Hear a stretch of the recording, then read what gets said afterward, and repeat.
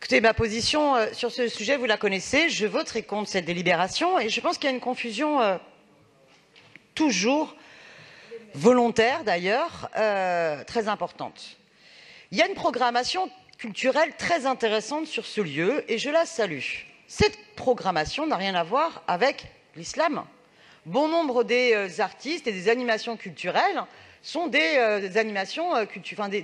artistes, des interventions qui sont plus en lien avec le monde arabe en tant que tel et pas avec l'islam. Donc il y a une volonté d'avoir une lecture du monde qui correspond finalement aux théories du choc des civilisations et qui confessionnalise la lecture du monde, qui est totalement en contradiction avec les engagements laïques que nous devons avoir. Vous savez, en ce moment, moi je suis, et je trouve qu'on devrait beaucoup plus soutenir, par exemple, le Rojava. Le Rojava, vous êtes dans cette région du monde, sur une expérience démocratique, pluraliste, d'un communalisme qui se construit avec à la fois des Kurdes, mais aussi avec des hommes et des femmes de confession musulmane, avec des hommes et des femmes d'autres religions, d'autres cultures, d'autres origines. Et c'est vraiment l'exemple même d'une alternative favorable à la paix qui se fait dans cette région du monde. Faut-il un jour qu'on les intègre dans notre programmation à l'ICI et qu'on leur affuble de l'étiquette culture d'islam? Non. Vous avez des artistes tunisiens, marocains, algériens qui n'ont pas envie d'avoir cette étiquette sur leur front culture d'islam, sous prétexte qu'ils viennent de ce pays-là. Et je vous le redis, si en Algérie, au Maroc, en Tunisie, vous aviez un institut des cultures où on ferait venir des artistes, par exemple français, souhaiteriez-vous qu'ils soient sur le tampon de culture catholique ou culture judéo-chrétienne? Non. Donc sortons de cette confessionnalisation. Ça n'est absolument pas propice à la vision du monde que nous devons avoir, à la vision de la paix et à la défense de la laïcité. Et ensuite, toujours le même argumentaire par rapport au quartier. Dans les délibérations, l'ICI est justifié parce qu'il y aurait, dans le quartier de la Goutte d'Or, beaucoup d'hommes et de femmes de confession musulmane.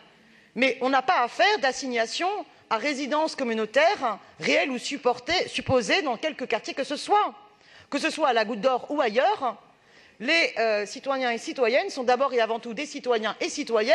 La religion relève de la sphère privée et ils ont droit à avoir accès à des lieux transculturels, laïques, d'émancipation pour toutes et tous. Par ailleurs, on sait pertinemment la raison d'être de ce projet a été, par la confusion du cultuel et du culturel, de pouvoir déroger à la loi de 1905 pour permettre le financement de lieux cultuels. Et c'est ça le fond du problème. Donc, je le redis, et je voterai contre cette délibération.